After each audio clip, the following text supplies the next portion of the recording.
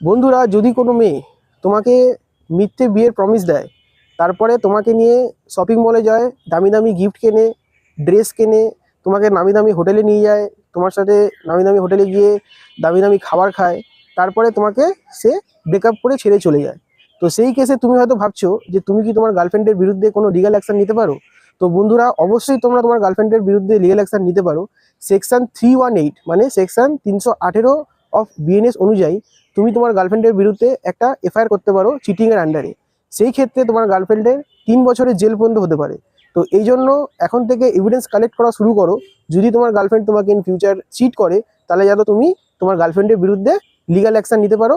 Under section 318 of BNS আন্ডারে একটা FIR করবে। সেই ক্ষেত্রে তোমার গার্লফ্রেন্ডের কি হতে পারে না, 3 বছরের জেল পর্যন্ত হতে পারে। তো ভিডিওটা তাদের সাথে শেয়ার করুন, যেই ছেলেরা এরকম প্রবলেম ফেস করছে অথবা ইন ফিউচার যদি ফেস করে, তাহলে তারা লিগ্যাল অ্যাকশনটা নিতে পারে। ধন্যবাদ।